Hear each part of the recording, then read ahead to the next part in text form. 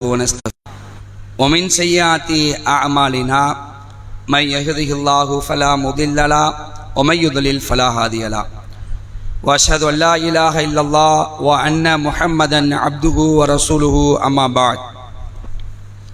கண்ணியத்திற்குரிய சகோதரர்களே, அல்லாஹுடைய கிருபையினால் ஃபஜ்ர் தொழுகையை ஜமாத்தோடு நிறைவேற்றக்கூடிய பாக்கியத்தை பெற்றவர்களாக அல்லாஹுடைய மார்க்கத்தை அறிந்து கொள்ள வேண்டும் என்ற நல்ல எண்ணத்திலே இந்த சபையிலே நாம் எல்லாம் ஒன்று குழுமிருக்கின்றோம்.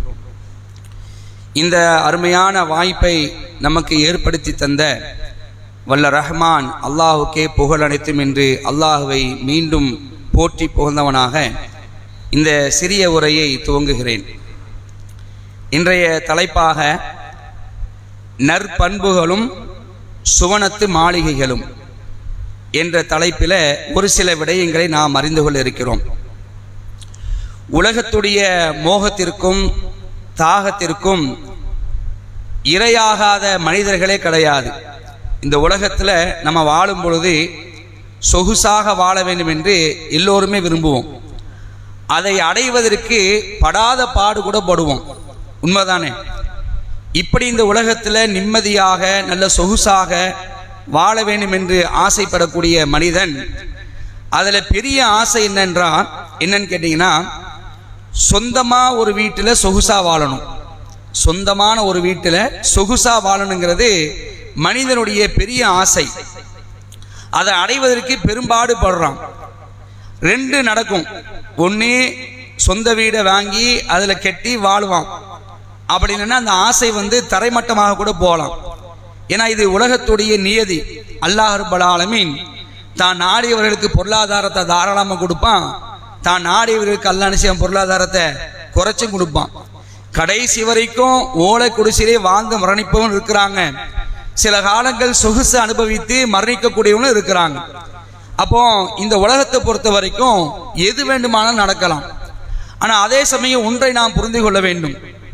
நாம் கெட்டக்கூடிய மாட மாளிகைகள், கோட கோபுரங்கள் எவ்வளோ பெரிய கோட்டைகளாக இருந்தாலும் அது கண்டிப்பாக ஒரு நாள் மண்ணா போகும் என்பதில் துளியளவு கூட இதுக்கு சந்தேகம் தேவையில்லை.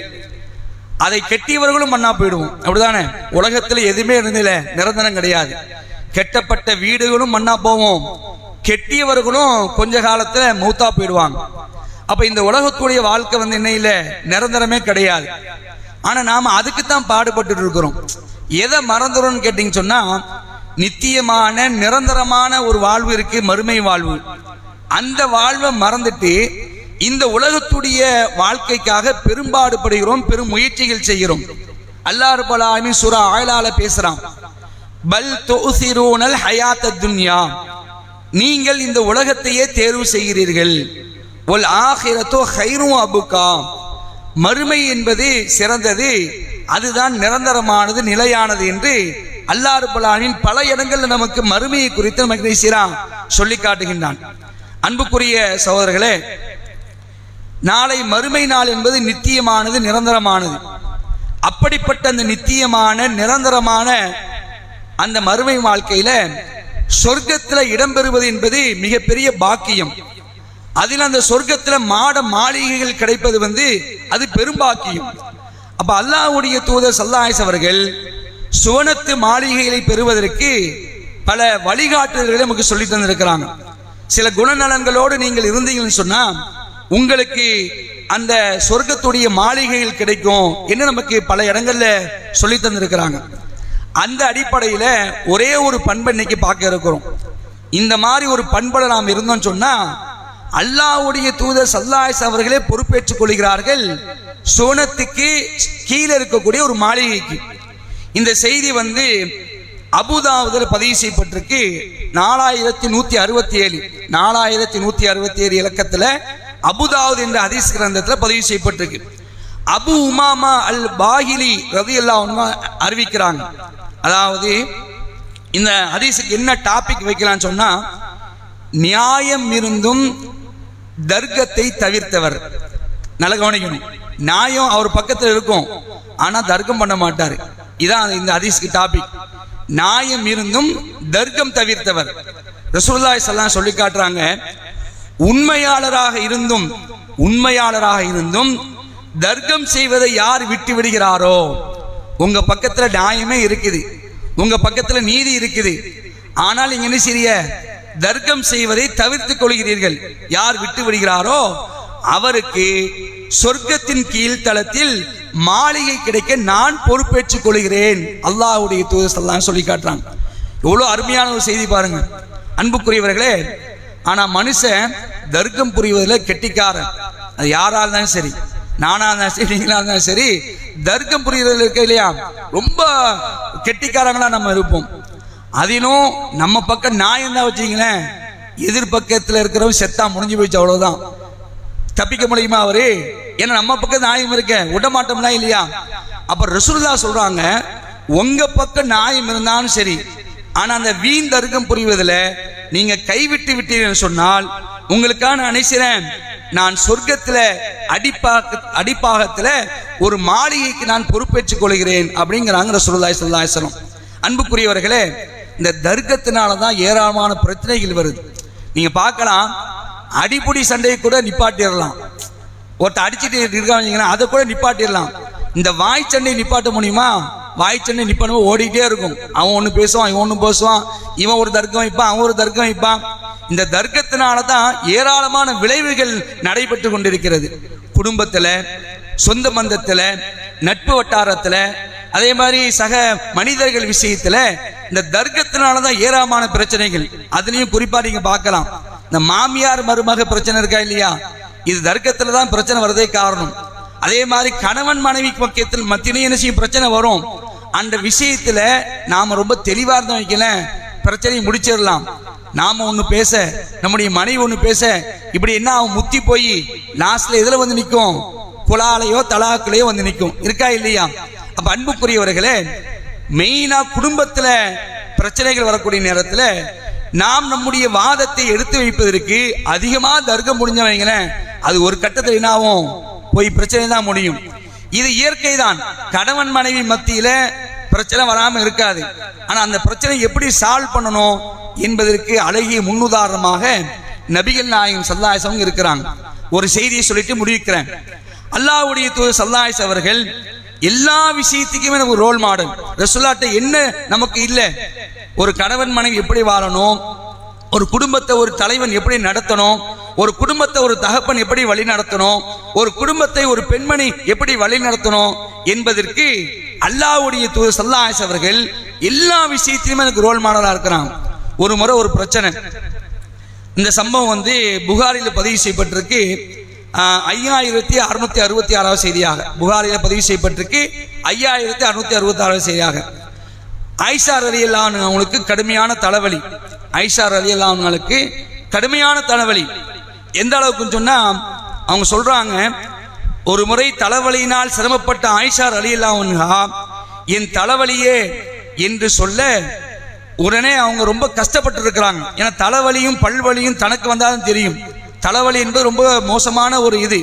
அப்ப ரொம்ப ஒரு துன்பத்தில் இருக்கக்கூடிய நேரத்தில் ரசூலுல்லாஹ் உடனே சொல்றாங்க, நான் உயிரோடு இருக்கும் பொழுது உனக்கு இறப்பு ஏற்பட்டு விட்டால் உனக்காக நான் அல்லாஹ்விடத்துல பாவ மன்னிப்பு கேட்டு உனக்காக நான் பிரார்த்திப்பேன்.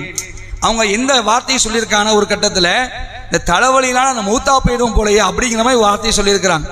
அதை கேட்டுட்டு ரசூலுல்லாஹ் என்ன பண்றாங்க, ஒருவேளை அப்படி நடந்துச்சுன்னா நான் என்ன செய்ய, உனக்காக பாவ மன்னிப்பு கேட்டு உனக்காக நான் பிரார்த்திப்பேன் அப்படின்னு ஒரு வார்த்தையை சொல்றாங்க. இதுல எந்த ஒரு உள்நோக்கமும் இல்லை, ரசூலுல்லாஹ் சொன்னதுல ஒரு நன்மைக்காக தான் சொல்லியிருக்கிறாங்க. ஆனா உடனே ஆயிஷா ரலியல்லாஹு அன்ஹா என்ன புரிஞ்சுக்கிட்டாங்கன்னா, நம்ம எப்போ மூத்தா போக போறோம், இவங்க அடுத்த மனைவிகளோட இருக்கலாம் அப்படின்னு நினைக்கிறாங்க மாதிரி அதை வெளிப்படுத்தவும் செய்யறாங்க. எப்படி வெளிப்படுத்துறாங்க, அந்தோ அல்லாஹ்வின் மீது ஆணையாக இப்படியே சொல்றாங்க, வல்லாஹி அல்லாஹ்வின் மீது ஆணையாக நான் இறந்து போய் விடுவதையே நீங்கள் விரும்புகிறீர்கள் என்று நான் எண்ணுகிறேன். நான் இறந்து விட்டால் அந்த நாளின் இறுதியிலேயே நீங்கள் உங்களுடைய துணைவியரில் ஒருவருடன் மணவரை காண்பீர்கள், என்னை நீங்கள் மறந்து விடுவீர்கள் என்று ஆயிஷா ரலியல்லாஹு சொல்றாங்க. ஒரு சின்ன தலைவலி விஷயம்தான், அந்த தலைவலினா அவங்க கடும் பாடுபடுறாங்க. அதை பார்த்து ரசூலுல்லாஹ் சொல்றாங்க, ஒருவேளை நீ மூத்தாயிட்டேன்னு சொன்னா உனக்காக நான் என்ன செய்வேன், பாவ மன்னிப்பு அல்லாஹ் கிட்ட. எவ்வளவு பெரிய பாக்கியம் பாருங்க. கண்மணி நாயகம் ஸல்லல்லாஹு அலைஹி வஸல்லம் துஆ கிடைப்பது பெரும் பாக்கியம். அப்ப ரசூல் அப்படி சொல்றாங்க, உனக்கான பாமுனி கேட்டு துஆ செய்வோம் அப்படிங்கிறாங்க. உடனே அவங்க என்ன பண்றாங்க, வேற மாதிரி புரிஞ்சுக்கிட்டு இந்த மாதிரி சொல்றாங்க. இப்ப பிரச்சனை இங்க தான் ஸ்டார்ட் ஆகும். இப்ப நம்மளா என்ன செய்வோம், இது பெருசா முத்தி பெரிய அளவுக்கு பிரச்சனை ஆயிடும்.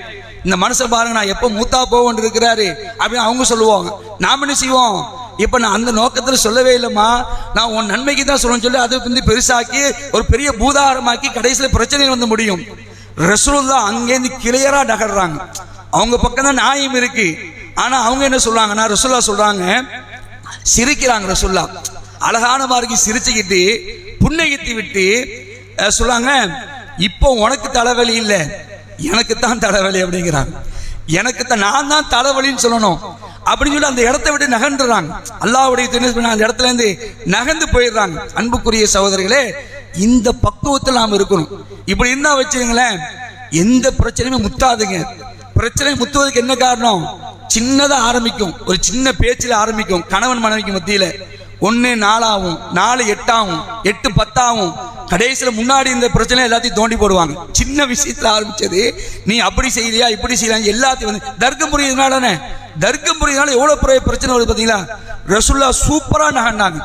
பெண்கள்னா இப்படிதான் இருப்பாங்க, அதை நம்ம என்ன செய்யணும், கரெக்டா சால்வ் பண்ணணும். இப்ப எனக்கு தான் தலைவலி அப்படின்னு சிரிச்சுக்கிட்டு செஞ்சுறாங்க, அந்த இடத்த விட்டு போயிட்டாங்க. அன்புக்குரியவை, இதுதான் நமக்கு விஷயம்.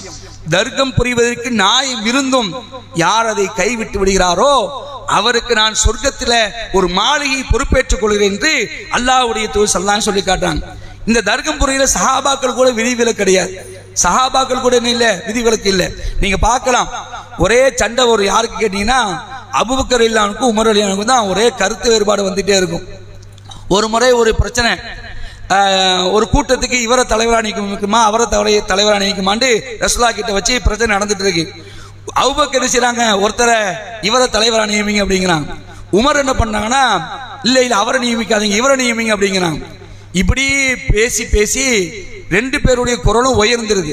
2 பேருடைய குரலும் உயர்ந்து உடனே அபூபக்கர் சொல்றாங்க, உமர்ட்ட சொல்றாங்க, நான் என்ன சொன்னாலும் அதுக்கு ஏதாவது எதிர்கருத்து சொல்றதா அவங்க வேலையாக போச்சு அப்படின்னு ரசூலுல்லாஹ் இருக்கிறாங்க. சத்தம் போட்டு பேச ஆரம்பிச்சிடறாங்க.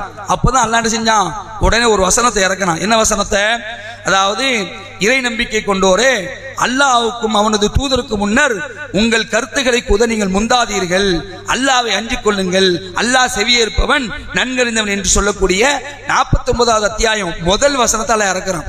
ஏன் இதை சொல்ல வரேன்னு சொன்னா, தர்க்கம் புரிவது என்பது எல்லோருக்கும் உள்ள ஒரு பண்பு. ஆனால் அதை வந்து தவிர்த்துக் கொள்வது சிறந்ததா இருக்கும் என்பதை இது மாதிரியான செய்திகளை நாம் தெரிந்து கொள்ளலாம். அன்புக்குரியவர்களே, வீண் தர்க்கங்களை விட்டு விலகுவோம். அதே நேரத்தில் நியாயமான காரணம் நம்ம கிட்ட இருந்தாலும் தர்க்கம் புரிவதில் நாம் விடுபட்டோம் என்று சொன்னா சொர்க்கத்தில் ஒரு மாளிகை கிடைக்கும். எவ்வளவு பெரிய பாக்கியம். சொர்க்கத்துல மாளிகை கிடைப்பு சாதாரண விஷயமா? அன்புக்குரியவர்களை, இதை உணர்ந்து செயல்படக்கூடிய நன்மக்களாம் இருப்போம். இன்னும் ஏராளமான சில நற்பண்புகளை அல்லாஹ்வுடைய தூதர் அவர்கள் சொனத்து மாளிகை பெற்றுத்தரும் என்று சொல்கிறார்கள். இன்ஷா அல்லாஹ் அதை அந்த பண்புகளை வரக்கூடிய காலங்களில் நாம் தெரிந்து கொள்வோம். வ ஆஹிர் தாவானா அல்ஹம்துலில்லாஹி ரப்பில் ஆலமீன். வஸ்ஸலாமு அலைக்கும்.